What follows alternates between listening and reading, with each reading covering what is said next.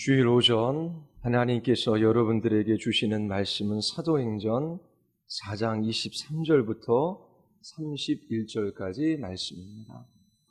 사도행전 4장 23절부터 31절까지 말씀입니다. 하나님의 말씀을 받으시기를 바랍니다. 사도들이 노임의 그 동료에게 가서 제사장들과 장로들의 말을 다 알리니 그들이 듣고 한 마음으로 하나님께 소리를 높여 이르되 대주제여 천지와 바다와 그 가운데 만물을 지은 이시요 또 주의 종 우리 조상의 다윗의 입을 통하여 성령으로 말씀하시기를 어찌하여 열방이 분노하며 족속들이 허사를 경영하였는고 세상의 군왕들이 나서며 관리들이 함께 모여 주와 그의 그리스도를 대적하도다 하신 이로소이다. 과연 헤롯과 본디오 빌라도는 이방인과 이스라엘 백성과 합세하여 하나님께서 기름 부으신 거룩한 종 예수를 거슬러 하나님의 권능과 뜻대로 이루려 예정하신 그것을 행하려고 이 성에 모였나이다. 주여 이제도 그들의 위협함을 굽어 보시옵고 또 종들로 하여금 담대히 하나님의 말씀을 전하게 하여 주시오며 손을 내밀어 병을 낫게 하시옵고 표적과 기사가 거룩한 종 예수의 이름으로 이루어지게 하옵소서 하더라. 빌기를 다함에 모인 곳이 진동하더니 우리가 다 성령이 충만하여 담대히 하나님의 말씀을 전하니라. 아멘. 기도하시겠습니다. 거룩하시고 자비로우신 하나님, 오늘도 저희들을 예배의 자리로 이끌어 주셔서 오직 주님 한 분 갈망하며 주의 얼굴을 구하게 하여 주심을 감사드리옵나이다. 오늘도 주님의 말씀 앞에 선 사랑하는 지체들을 기억하여 주셔서 진리의 말씀으로 저희들에게 찾아와 주시고 하나님과 하나님이 행하시는 놀라운 일들을 깨달아 알게 하여 주시며 그 거룩하시고 존귀하신 하나님 앞에 마땅히 부름받은 자들로 어떠한 삶들을 살아가야 할지 하나님의 기뻐하시는 뜻을 우리에게 나타내어 보여주시옵소서.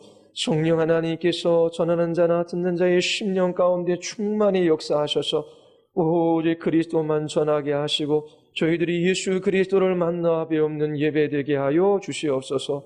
예수 그리스도의 이름으로 기도드리옵나이다. 아멘. 사도행전 4장과 1장부터 3장까지의 분위기는 사뭇 다릅니다. 1장부터 3장까지의 내용이 이러합니다. 예수님께서 승천하시기 전 아버지의 약속한 것을 기다리라 제자들에게 말씀하시지요. 마리아와 바우들 그리고 여자들 또 예수님의 제자들 할 것 없이 120명의 신도들이 마가의 다락방에 모여 하나님 앞에 간절히 기도합니다. 이 장에 들어서면 놀라운 장면이 펼쳐집니다. 기도하는 120명의 성도들을 위해 성령께서 강력하게 역사해 주십니다. 주님이 약속하신 성령이 임재하자 베드로가 나아가 설교하기 시작합니다. 베드로가 설교하자 3,000명이나 되는 사람들이 회개하고 예수 그리스도를 믿게 되었습니다. 3장에 가면 베드로와 요한이 성전에 기도하러 올라갈 때 일어난 일을 기록하고 있습니다. 나면서 안진뱅이 되었던 자가 일어나 걷기도 하고 뛰기도 하고 주님을 찬양했습니다. 예수 그리스도의 이름으로 베드로가 명하자 이처럼 놀라운 기적적인 사건이 일어난 것이지요. 이 장면을 보고 많은 사람들이 베드로와 요한의 주위에 모여들었습니다. 그때 베드로가 두 번째 설교를 합니다. 이때 많은 사람들이 주께로 돌아오고 5,000명이나 되는 사람들이 그렇게 회개하고 예수 그리스도를 믿게 되었습니다. 120명밖에 되지 않았던 신자들이 어떻게 단시일 내에 예루살렘 성에서 주목받는 사람들이 되었는지 1장에서 3장까지 우리들에게 말해주고 있습니다. 단지 120명이던 신자들이 2달이 될 채기 전에 5,000명이나 넘게 되었습니다. 아이들과 부녀자들을 합치면 더 많은 숫자가 예수님을 주님으로 모셔드렸습니다. 유대인들에게 있어 나무에 달려 죽은 자는 저주받은 자입니다. 나무에 달려 죽은 그 예수는 흠모할 것이 없는 고난받는 그러한 모습이었습니다. 그런데 베드로의 이 설교를 통하여 성령께서 역사하시자 이렇게 수많은 사람들이 예수님을 나의 구주, 나의 하나님으로 영접하고 예수님을 증거하는 삶을 살아가게 되었습니다.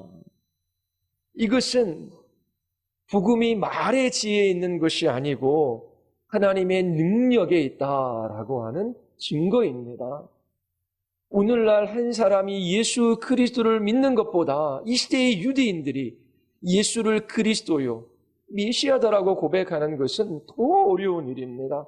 자기 자신의 목숨을 거는 일이지요.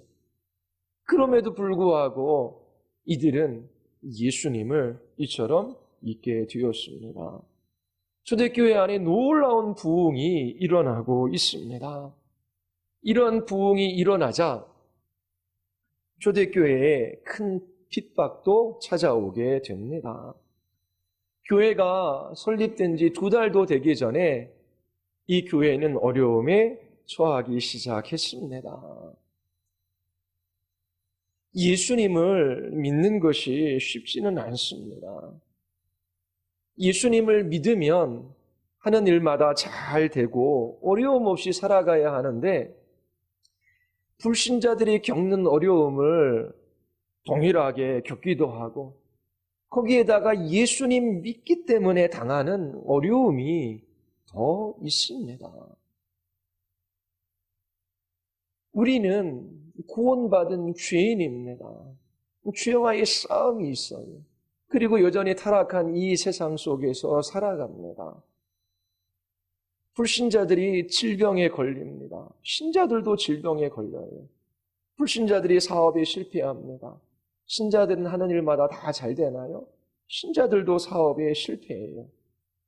이처럼 예수님 믿는다라고 해서 성공과 번영이 보장되는 것이 아닙니다. 오히려 예수 그리스도를 믿고 예수님만 전하며 이 예수님만 사랑하기로 결단하면 어려운 일들이 찾아옵니다. 왜냐하면 영적인 세력이 있어요. 사단이 있지요. 마귀가 가만히 두지 않습니다. 예수 그리스도의 이름이 증거되어지는 것을 가로막아요.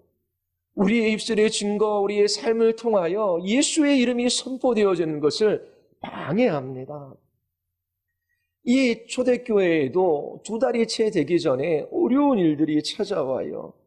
단순히 복음을 전하지 못하게 하는 종교 지도자들이 문제가 아닙니다. 이러한 권세를 가지고 있는 이 종교자들 배후에 영적인 실체가 있습니다. 권력을 배후로 하여 교회를 위협하는 사단적 세력이 있는 것이지요.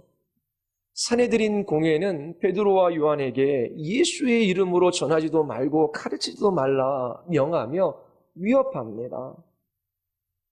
예수님께서 이 사내들인 공회에서 재판을 받고 십자가에서 돌아가셨지요. 이들이 지속적으로 예수가 그리스도라고 하는 이 복음을 전한다면 이들 또한 예수님처럼 죽을 수 있는 것입니다. 이처럼 베드로와 요한이 예수 그리스도의 이름을 증거했기에 위협이 있었던 것입니다. 이처럼 예수 그리스도의 이름이 전파되어지는 곳에 방해가 있어요. 바로 우리가 지속적으로 기도해야 하는 이유가 여기에 있습니다. 오늘날에도 예수의 이름을 전파하지 못하게 위협하는 대적자들이 있습니다. 이 세상의 가치와 사상이 그러합니다. 상대주의가 우리를 위협해요. 이 시대의 사람들은 절대적인 진리가 있다라고 하는 것을 부인합니다. 이러한 시대 가운데 예수 그리스도가 진리이며 예수 그리스도가 생명이며 유일한 구원의 길이다라고 이 복음을 전하는 것이 어렵습니다.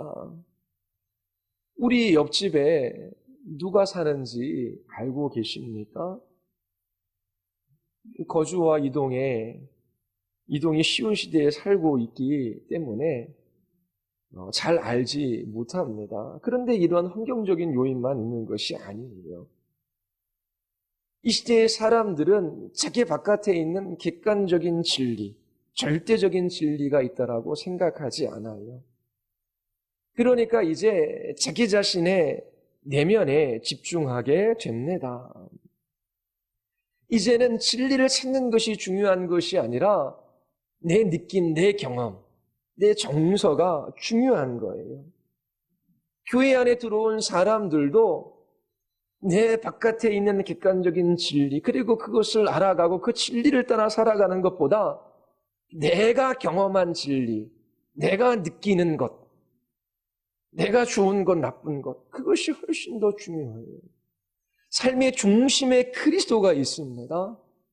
그리고 우리는 주님의 몸의 지체가 되었어요. 그러면 그리스도를 중심으로 주님의 몸 된 지체로서 마땅히 무엇을 행해야 할지 생각하고 그리고 주님이 주시는 그 말씀을 따라 순종하며 살아가기보다도 내가 느끼고 내가 경험한 것이 훨씬 더 중요해요. 주님이 나에게 무엇이라 말씀하시는지 나의 바깥에서 나에게 주어지는 그 말씀이 아니라 내 느낌, 내 생각, 내 경험을 따라 사람들이 살아갑니다. 불신자들에게서 선이 무엇입니까? 좋은 것이 뭐예요? 선이 뭐예요? 내가 좋아하는 것, 나에게 좋은 것이 선이에요. 악은 무엇입니까? 내게 나쁜 것이 악이에요. 이처럼 이 시대에서 객관적인 진리가 있다라고 생각하지도 않고 자기 느낌과 자기 경험을 따라 사람들은 살아가요.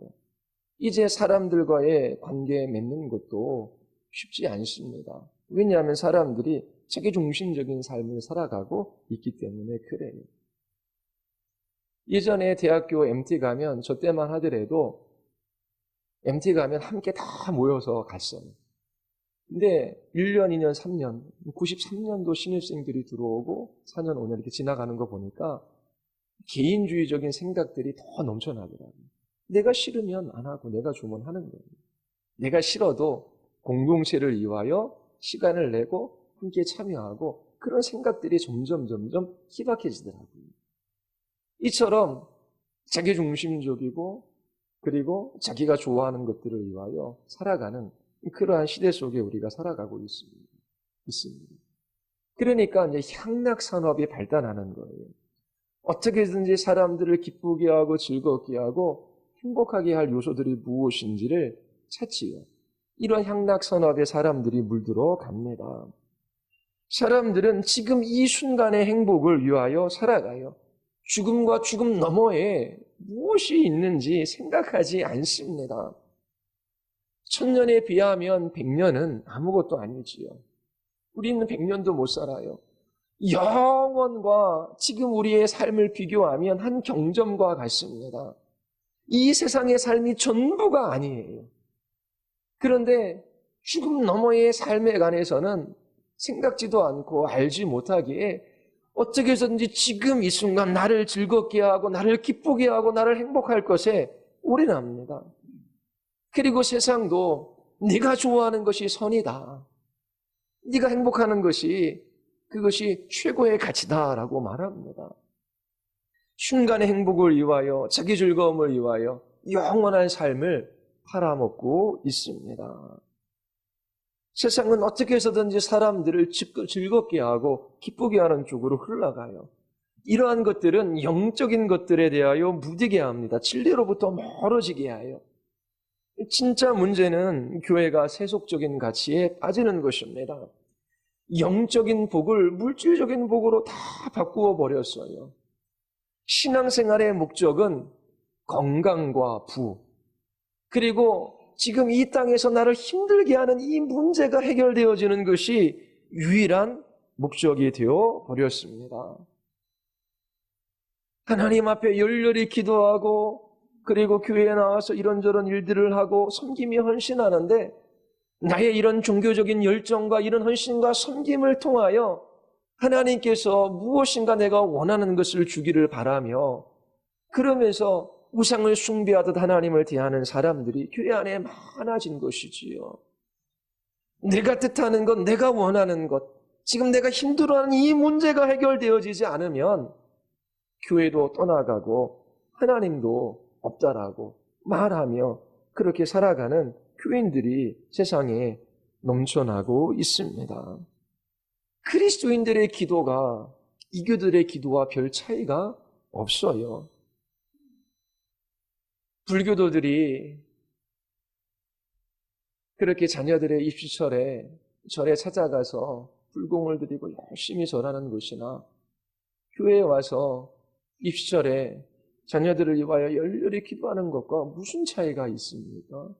자녀들을 위하여 기도하지 말라라고 하는 것이 아니에요. 주님도 일용할 양식을 위하여 기도하라라고 했어요. 그냥 우리의 청년들도 하나님 이들에게 직장의 문을 열어주시옵소서. 하나님 저희들이 살아가는 데 필요한 것들이 있습니다. 이 필요한 것들을 주시옵소서. 그렇게 기도하라고 가르쳐 주셨어요. 그런데 정말 인생의 여러 가지 어려움과 문제들 앞에서 무엇을 기도해야 할지를 잘 몰라요. 단지 이 어려운 문제가 해결되어지고 그리고 좀 더 덜 고통받고 좀 더 마음이 편하고 좀 더 이 세상에서 행복한 삶을 살아가기를 원하는 것이지요. 행복을 추구하는 것이 잘못이 아닙니다. 그런데 진짜 참된 행복이 무엇인지를 알지 못하는 것이 문제예요. 그럴 땐 자기 자신의 욕망을 하나님의 힘이라도 빌려서 치워보겠다라고 하는 교인들이 많아지는 시대 가운데 우리가 살아가고 있습니다. 기도도 자기 자신이 원하는 것을 얻어내는 수단이 되었지 하나님의 뜻이 이루어지기를 원하나이다. 하나님 저의 모든 삶을 통하여 주님께서 영광 받으시고 주님의 나라가 이 땅 가운데 임하기를 원하나이다. 이렇게 하나님 중심적인 기도를 하는 것이 무엇인지를 알지 못하는 시대 가운데 우리가 살아가고 있습니다. 교회가 이러한 위협 속에 놓여져 있어요. 초대교회는 예수님의 죽음과 부활을 목격한 사람들이 여럿 있었습니다.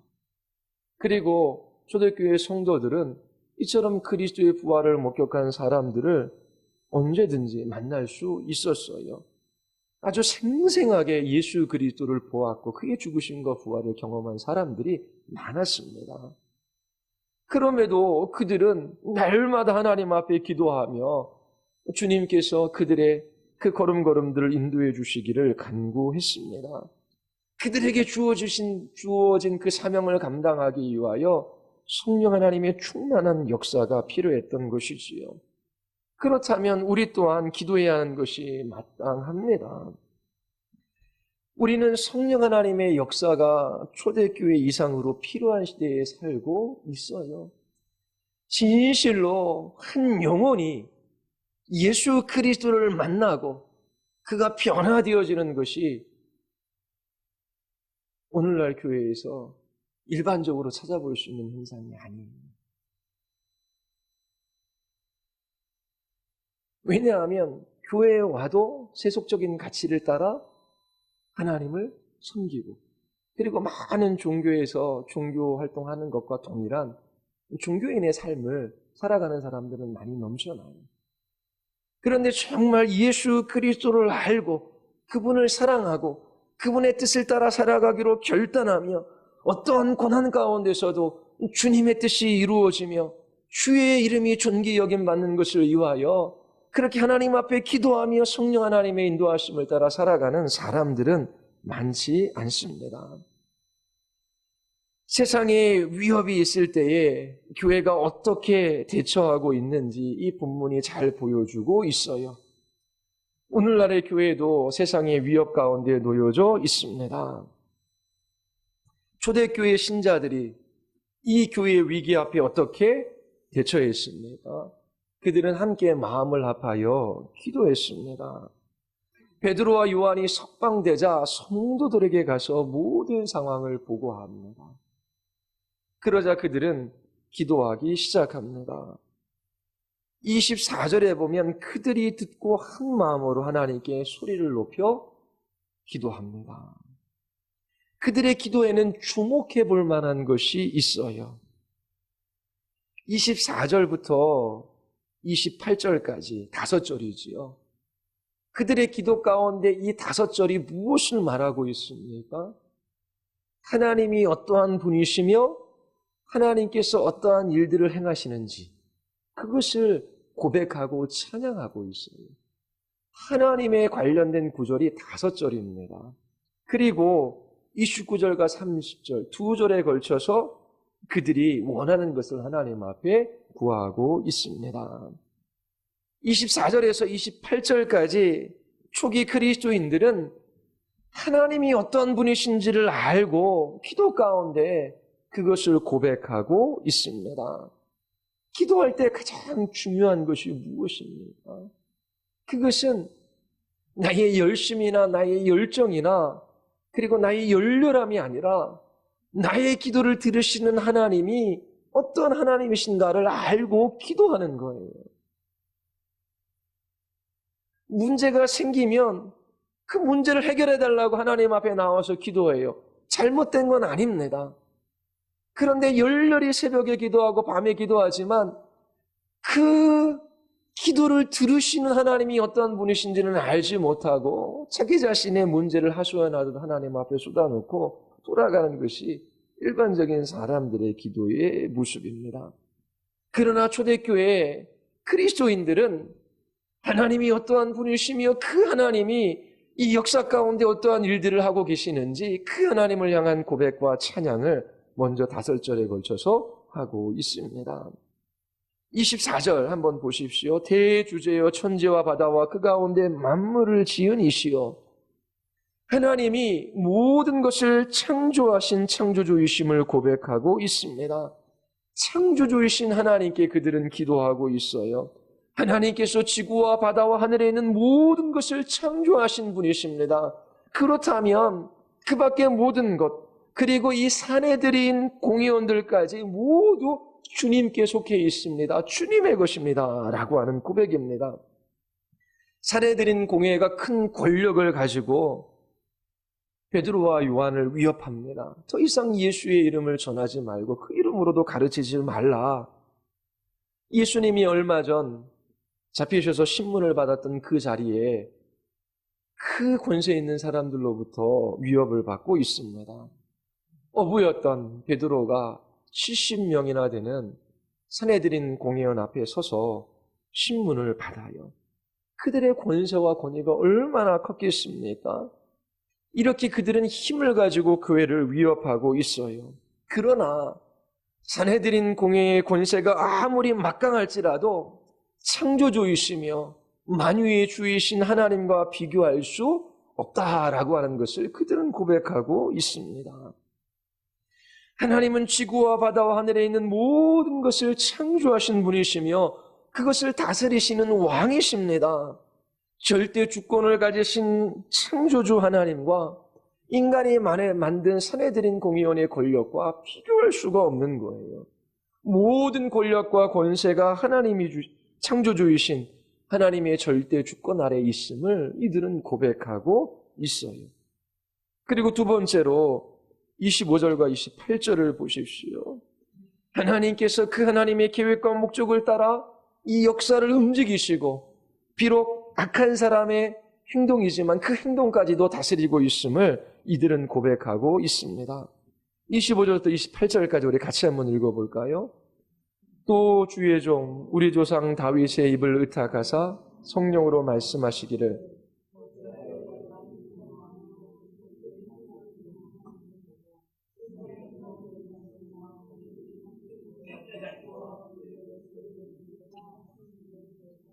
과연 헤롯과 본디오 빌라도는 이방인과 이스라엘 백성과 합동하여 하나님의 기름 부으신 거룩한 종 예수를 거스려 하나님의 권능과 뜻대로 이루려고 예정하신 그것을 행하려고 이 성에 모였나이다.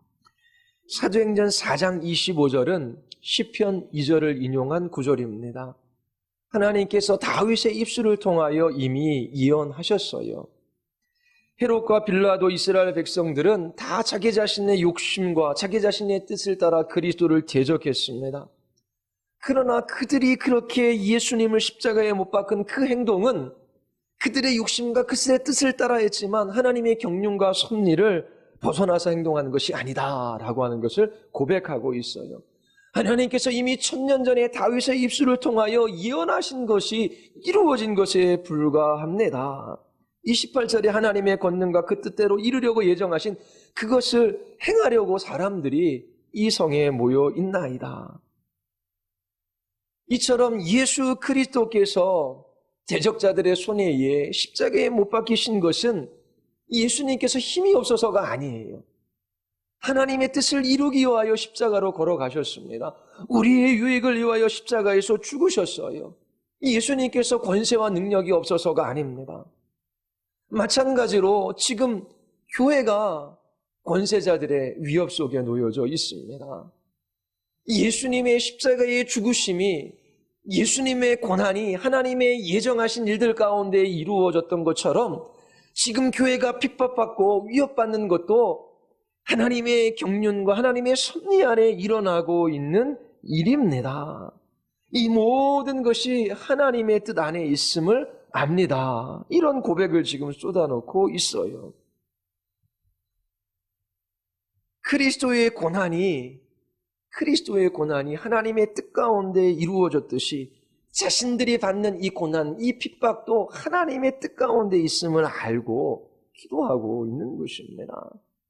여러분들의 인생 가운데 일어나고 있는 그 일들의 의미에 관해서 다 알지는 못하지만 분명히 한 가지 아는 사실이 있어요. 진리가 있어요. 이 모든 일들은 하나님의 경륜과 그 뜻 안에서 일어난다라고 하는 것입니다. 하나님 섭리 바깥에서 일어나는 일은 하나도 없어요.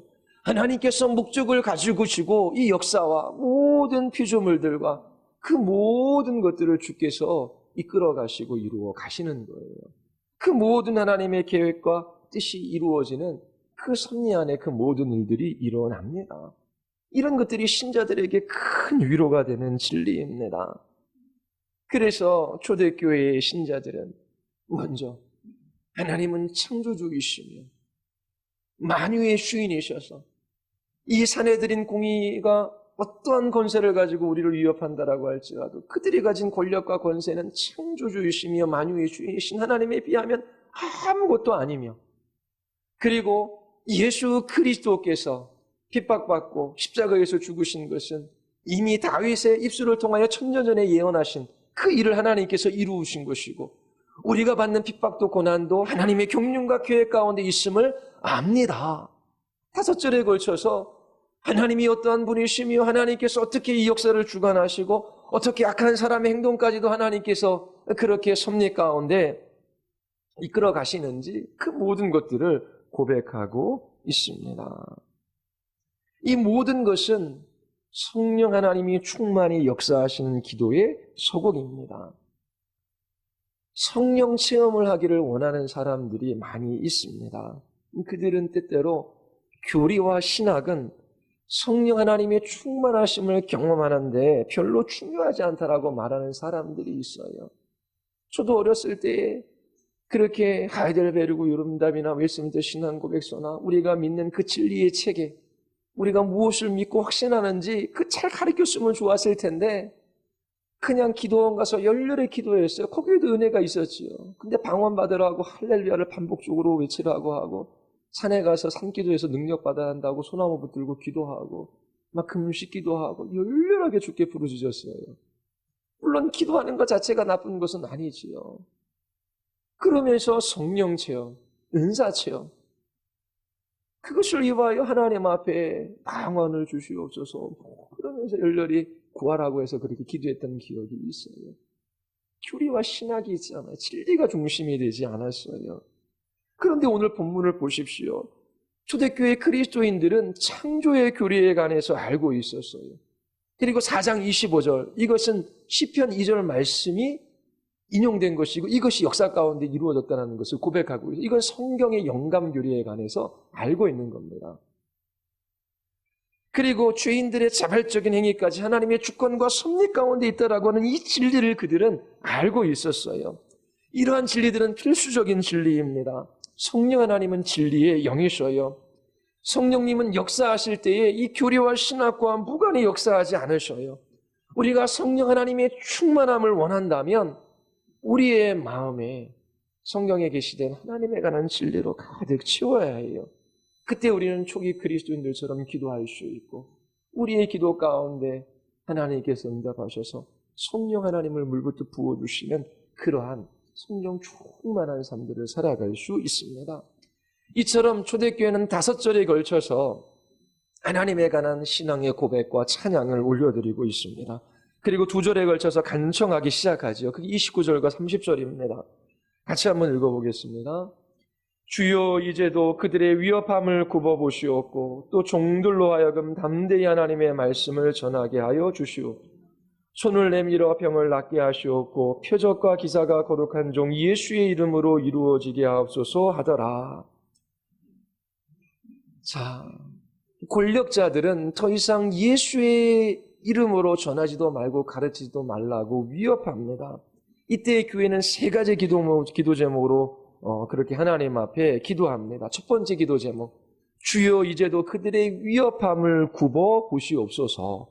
2번째 기도 제목, 종들로 하여금 담대히 하나님의 말씀을 전하게 하여 주시옵소서. 3번째 기도 제목, 손을 내밀어 병을 낫게 하시옵고 표적과 기사가 거룩한 종 예수의 이름으로 이루어지게 하옵소서. 이 3 기도 제목을 마치자 그들의 기도에 하나님께서 응답해 주십니다. 첫 번째 기도 제목, 주여 이제도 그들의 위협함을 굽어 보시옵소서. 초대교회가 이제 하나님에 대한 신앙을 고백하고 하나님을 찬양한 후에 먼저 간청하는 그러한 기도의 제목이 있어요. 그게 뭡니까?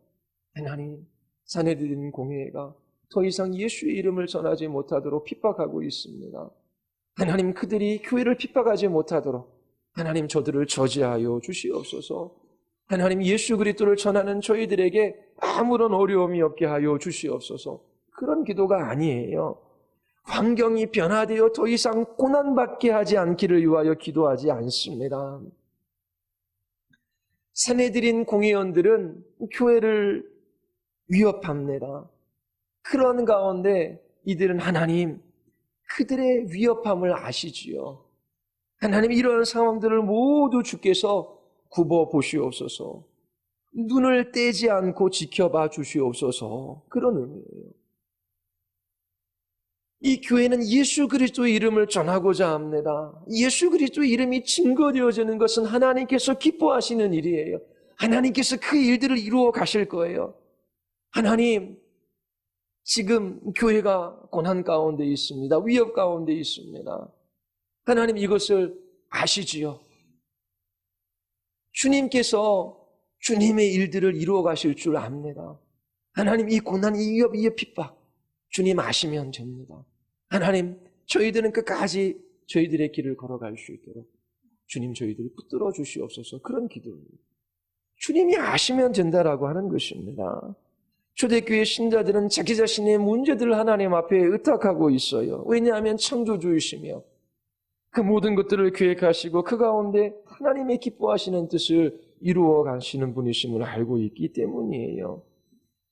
하나님께서 여러분들이 가지고 있는 그 모든 어려운 문제 다 아셔요. 그리고 하나님의 섭리 가운데 하나님께서 허락하시는 것입니다. 하나님, 지금 우리 부부 가운데 이런 문제가 있어요. 하나님, 이런 일들이 있는 걸 아시지요. 우리의 자녀들에게 이런 어려움이 있습니다. 하나님, 직장 생활에 이런 문제들이 있어요. 하나님, 우리의 일가 친척 가운데 하나님 이런 힘든 일들이 있습니다. 하나님 이것이 우연히 일어난 것도 아니고 하나님의 경영과 섭리 바깥에 일어난 것도 아니고 하나님의 뜻 안에 일어난 거 아시지요? 하나님께서 이것들을 지켜봐 주시고 그리고 이 가운데서 하나님께서 하나님의 뜻을 이루어 가 주시기를 원합니다. 그러면서 그 모든 것들을 주께 가지고 가 주께 의탁을 합니다. 그러면서 두 번째 기도 제목, 핍박 중에도 말씀을 담대히 전하게 해주시기를 위하여 간구하고 있지요. 두 번째 기도 제목도 하나님 복음을 더 잘 전하기 위하여 이 어려운 환경을 바꾸어 주시옵소서, 그런 기도 제목이 아닙니다. 하나님 이 문제의 어려움을 해결해 주시옵소서, 이렇게 기도할 법한데, 그러나 초대교회 신자들은 자기 자신들이 받는 위협과 핍박이 더 이상 없도록 그렇게 기도하지 않아요. 그들이 무엇을 위해 기도합니까? 그들의 관심은 지금 고난을 면하는 것이 아니에요. 그들의 관심은 하나님께서 그들에게 맡겨주신 그 사명을 이루는 것입니다. 이것이 기도의 핵심이에요. 주님께서 무엇을 맡기셨습니까? 마태복음 28장에 보면 너희는 가서 모든 족속으로 제자를 삼아 아버지, 아들과 성령의 이름으로 세례를 주고 내가 너에게 분부한 모든 것을 가르쳐 지키게 하라. 사도행전 1장 8절에 성령이 너에게 임하시면 너희가 권능을 받고 예루살렘과 온 유대와 사마리아 땅끝까지 이르러 내 증인이 되리라. 하나님께서 초대교회 신자들에게 바로 이 사명을 주셨어요. 말씀을 전하는 일입니다. 예수 그리스도의 증인의 삶을 살아가는 거예요. 하나님, 우리에게 위협이 있어요. 근데 이 위협이 없어지는 것이 문제가 아니라 하나님, 우리에게 주신 이 사명, 예수 그리스도가 전해지는 이 일들을 지속적으로 행할 수 있도록 우리에게 담대함을 주시옵소서. 하나님, 우리의 입술을 열어 담대히 하나님의 말씀을 전하게 하여 주시옵소서. 이렇게 기도해요. 우리에게도 이런 기도가 필요합니다. 하나님 앞에 문제를 가지고 가서 하나님, 이 문제를 해결해 주시옵소서. 그렇게 기도하기에 앞서 하나님, 저에게 생명을 주시고 저에게 하나님의 자녀라고 하는 이 은혜를 주셔서 이 땅 가운데 살게 하신 주의 목적이 있는 줄 압니다.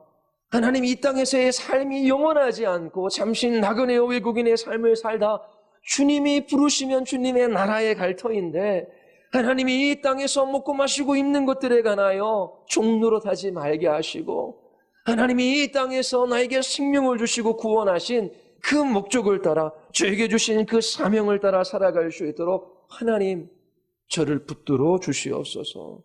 하나님, 저희 가정에 이런 어려움이 있어요. 하나님, 직장에 또 사람들과의 관계, 하나님 이런 문제들이 있습니다. 하나님, 이런 것들이 어떻게 전개되어질지 저는 다 알지 못해요. 그러나 하나님, 이 모든 것들 속에서 예수 그리스도의 이름이 증거되어지기를 원합니다. 주님의 이름이 높아지기를 원합니다. 주님의 기뻐하시는 뜻이 이 가운데 이루어지기를 원하나이다. 그러면서 주님께 자기 자신의 모든 문제를 내어 맡기며 주님께서 주의 기뻐하시는 뜻을 이루어 가시기에, 그리고 주님께서 그 이름이, 그 아들의 이름이 높아지는 것을 원하시기에 우리는 그처럼 하나님 앞에 기도하는 것입니다. 이것이 기도의 핵심이에요. 어려운 일들이 생깁니다. 마음이 괴롭고 힘들어요. 고난이 다가옵니다. 그런데 이런 것이 궁극적인 문제가 아닙니다. 진짜 문제는 위기 앞에 기도할 수 없는 거예요. 기도를 한다라고 하더라도 이런 기도를 드리지 못하는 거예요. 하나님이 이러한 사람들과의 관계, 하나님 이 문제들 속에서 그리스도의 이름이 증거되어지기를 원합니다. 주님의 이름이 높아지기를 원합니다. 이 기도를 드리지 못하는 것이 가장 큰 문제입니다. 무엇을 구하고 무엇을 찾고 무엇을 위하여 두드리고 계십니까? 힘든 일이 생기면 하나님 앞에 와서 하소연이라도 해야지요. 그렇게 자기 자신의 문제를 아뢰는 것이 나쁜 것이 아니에요. 그런데 정말 기도의 핵심이 무엇인지를 붙들어야 돼요. 자기 연민에 빠져 눈물을 흘리며 하나님 도와달라고 기도합니다. 그런데 핵심이 빗나가면 하나님 이 일을 통하여 예수 그리스도의 이름이 높아지기를 원합니다.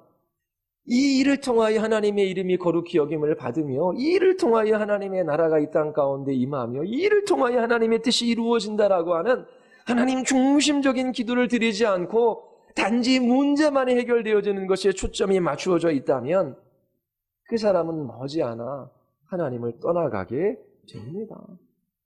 왜 하나님께서 내가 원하는 것을 주시지 않았을까? 이렇게 간절히 기도했는데 하나님을 원망하며 하나님이 없다라고 하는 말들을 쏟아 놓습니다. 하나님께서 잠시 이 땅에서 우리를 살아가도록 하나님께서 허락하시고 이 세상에 보내셨어요.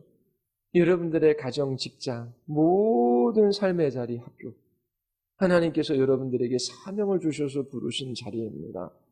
하나님, 저에게 주신 이 사명 감당할 수 있도록 하나님 은혜를 주시옵소서. 하나님 무슨 일이 있다라고 하더라도 주의 이름이 높아지기를 원합니다. 이렇게 기도할 수 있어야 합니다. 주대교회 신자들의 기도 제목 두 번째, 담대히 하나님의 말씀을 전하게 하여 주시옵소서. 고난과 위협이 사라지게 하여 주시옵소서. 그게 아니었어요. 세 번째 기도 제목은 치유와 표적과 기사가 예수의 이름으로 이루어지게 해달라고 간구합니다.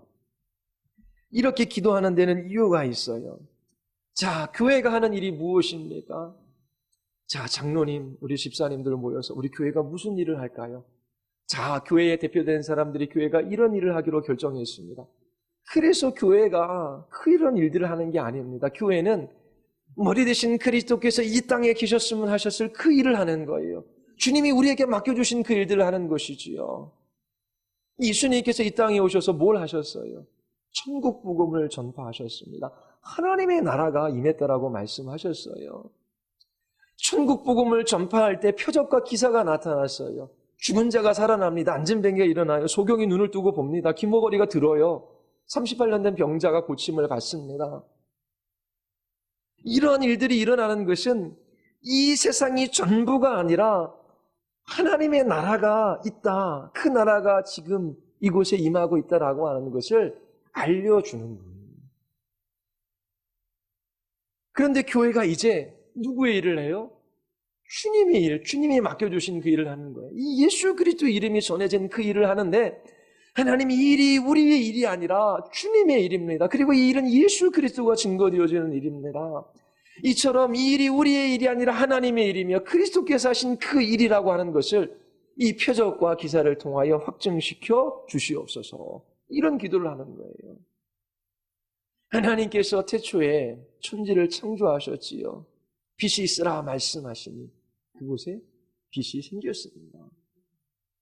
하나님의 천지 창조를 옆에서 우리의 눈으로 지켜본다면 얼마나 경이롭겠습니까? 그런데 창조와 버금가는 재창조의 사건이 일어나고 있어요. 그게 뭐냐면 하나님께서 한 영혼 안에 진리의 빛을 비추어 주시는 것입니다. 그래서 새 생명을 그에게 허락하셔요. 한 영혼이 거듭나고 변화되어져서 하나님 이제 제 인생은 저의 것이 아니라 주님의 것입니다. 하나님 저는 저의 뜻을 따라 제 계획을 따라 살아가는 사람이 아니라 이제 하나님의 뜻과 계획을 따라 살아가기를 원합니다. 주님이 내 인생의 주인이 되어주시고 나의 아버지가 되어주셔서 내 인생을 이끌어가 주시옵소서. 하나님 나의 모든 삶을 통하여 사나 죽으나 하나님 나의 인생 속에서 그리스도가 높아지기를 원합니다. 아니 이런 고백을 어떻게 할 수 있습니까? 성령께서 역사해 주시지 않으면 하나님께서 새 생명을 주시지 않으면 이런 고백들이 일어날 수가 없는 거예요. 그래서 하나님 이 강단에서 하나님의 복음이 선포되어질 때에 이 복음이 사람의 말이 아니라 하나님의 말씀임을 은혜의 말씀임을 하나님께서 확증시켜 주시옵소서. 이 말씀을 듣고 죄인들이 구원을 받고 이 말씀을 통해서 하나님 영혼들이 치유를 받고 방황하고 갈등하는 영혼들이 주님께 큰 마음을 정하고 저희들이 주의 영광을 위하여 살아갈 수 있게 되기를 원하나이다. 이 말씀이 하나님의 말씀이며 이 말씀이 생명의 말씀임을 하나님께서 확증시켜 주시옵소서. 이런 기도를 지금 초대교회 교인들이 하고 있는 것입니다. 이처럼 초대교회의 신자들은 하나님 되심을 고백합니다. 그리고 그들의 마음 안에 간절한 기도의 제목을 주께 부르짖어 아뢰입니다. 하나님, 굽어보시옵소서. 하나님, 제 안에 있는 죄, 하나님, 우리의 가정 안에 있는 이 어려움, 그리고 하나님, 이 세상에서 살아가는 데 있어서의 이러한 문제들, 우리 안에 여러 가지 생각들 주님 다 아시지요. 주께서 허락하셔서 이 모든 것들이 지금 이곳에 있습니다. 주님이 이 모든 것들을 통치하고 다스리심을 저희가 압니다. 주님이 지켜봐 주시면 됩니다. 그런데 하나님, 저에게 간절한 기도 제목이 또 하나 있는데요. 어떤 고난이 있더라고, 어떤 어려움이 있더라고 할지라도 하나님, 제가 담대히 주님이 저에게 주신 이 사명을 따라 이 길을 끝까지 걸어가기를 원합니다. 하나님, 이 모든 일들 속에서 예수 그리스도 그분이 높아지기를 원합니다. 하나님, 제가 제 인생을 살아가는 것이 아니지요. 하나님, 저를 부르셔서 저에게 사명을 주셨습니다. 주의 일을 하게 하셨어요. 하나님, 직장과 가정에서 하나님, 저는 저의 것이 아니라 주님의 것이며 하나님이 예수가 길이요 진리요 생명임을 하나님 표적과 기사를 통하여 확증시켜 주시옵소서. 하나님, 저의 삶을 통하여 그리스도가 드러나게 하시고 제 입술의 선포를 통하여 하나님이 이 예수가 하나님이심을 영혼들이 아는 이러한 놀라운 표적과 기사들을 주께서 허락하여 주시옵소서. 그러면서 하나님 앞에 간절히 기도하는 것입니다. 이렇게 기도하자 모인 곳이 진동합니다. 그리고 사람들이 성령이 충만하여 담대히 하나님의 말씀을 전하지요. 응답된 기도입니다. 본문은 우리가 어떻게 성령 하나님의 능력을 구해야 하는지 보여주고 있어요. 지난주에 살펴보던 누가복음 11장에서 성령 하나님이 충만한 역사를 위하여 낙심하지 말고 아버지께 나아가 구하고 찾고 두드리라고 말씀하십니다. 기도는 성령 하나님이 찾아오시는 길이에요. 하나님 아버지께서 기도하는 사람들에게 성령 하나님을 부어주십니다. 담대히 하나님의 말씀을 전하게 하셔요. 성령 하나님 충만히 역사하실 때 사랑과 기쁨과 평안, 그리고 충성, 온유함, 절제, 그 모든 열매들을 맺게 하셔요. 그러면서 이 예수의 이름을 높이는 삶을 살아가게 하십니다. 기적과 표적을 통하여 이 예수님이 진리이심을 입증해 주셔요. 이 모든 것이 기도와 관계되어져 있습니다. 죄인들이 구원을 받고 이 세상의 그 어떠한 영광에 감탄하는 것보다 하나님의 영광에 감탄하고 감동하고 이 예수님의 이름이 증거되어지는 것을 위하여 기도하십시오. 하나님께서 우리의 기도를 사용하셔서 일하시겠다라고 약속하셨어요. 오늘날 우리의 교회에 가장 필요한 것이 무엇입니까? 성령 하나님께서 충만히 역사해 주시는 거예요. 말세가 될수록 더 세상은 악해집니다. 교회에서 믿음 있는 자들을 찾아볼 수가 없어요. 누가복음 11장에서 말세에 믿음 있는 자들을 찾아보겠느냐, 곧 기도하는 자를 찾아보겠느냐라고 하는 말씀이지요. 이처럼 성도들이 함께 모여 기도하기를 힘쓰고 우리에게 주신 사명을 따라 하나님 앞에 간절히 기도할 때에 성령 하나님께서 충만히 역사하셔서 우리에게 주신 이 길들을 끝까지 걸어가게 하십니다. 교회가 함께 기도하기를 원합니다. 여기 현수막도 붙어 있지요. 돌아오는 금요일입니다. 우리의 어린 자녀들도, 또 우리의 청소년들도, 우리의 청년들도, 또 우리 나이 드신 분들도 함께 기도하기를 원해요. 지금 초등학교 다니는 1, 2학년들, 예수님 정말 알고 기도하는 아이일 수 있어요. 그러나 잘 모를 수 있어요. 말씀도 어렵고, 그리고 기도도 잘 줄 몰라요. 그런데 엄마가, 아빠가 정말 자녀들이 예수님을 알기 위하여 눈물로 기도하며 하나님 앞에 간절히 은혜를 구해요. 그러면 생각할 거 아닙니까? 도대체 우리 엄마 아빠는 왜 저렇게 기도할까? 그러면서 우리의 자녀들이 주의 말씀을 듣고 하나님을 경외하는 그러한 믿음의 사람들로 되어져야지요. 뿐만 아니라 이 땅에서 우리에게 주신 사명이 있어요. 무엇을 하면 여러분들이 행복하시겠습니까? 무엇을 하면 여러분들이 즐겁겠습니까? 고난과 문제 많은 인생 아닙니까? 지난주에 시차례 때 한 목사님을 만났어요. 오래도록 목회하시고 또 공부도 많이 하신 분이십니다. 그런데 자녀들이 대학도 졸업하고 두 자녀가 이제 직장에 취직할 때가 되었어요. 근데 좀 취직하는데도 시간이 오래 걸렸어요. 그 목사님 하시는 말씀이 대학교 들어가는 것도 힘들지만 공부들을 잘해요. 그런데 대학 입시 준비하는 것도 힘들었지만 직장 취직하는 거는 10배, 20배, 몇 배 더 힘들다. 직장 취직하면 끝납니까? 결혼만 하면 끝납니까? 살아가는 거. 끝납니까? 자녀들 양육하는 거. 문제에 문제가 꼬리를 잃고 계속 일어나요. 여러분, 단지 마음의 평안과 문제 없는 것들을 위하여 기도하지 마십시오. 하나님, 문제 있는 사람이에요, 저는. 하나님, 연약하고 무능하고 죄 많은 인생이에요. 그런데 이 문제를 하나님께서 부르셔서 주의 자녀 삼아 주셨지요. 그리고 이 문제도, 이 연약함도, 이 무지함도, 이 모든 것도 주님의 섭리와 그 경영 가운데 있지요. 주님, 저는 잘 할 수 없어요. 그런데 주님, 이 연약한 것을 사용하셔서 그리스도의 이름이 높아지기를 원합니다. 주님의 뜻이 이루어지기를 원합니다. 주님 인도하여 주시옵소서. 간절히 주께 기도할 때에 초대교회에 있었던 것처럼 성령께서 충만히 역사하셔서 내 힘이 아니라 주님의 힘으로 이 길들을 끝까지 걸어가게 하십니다.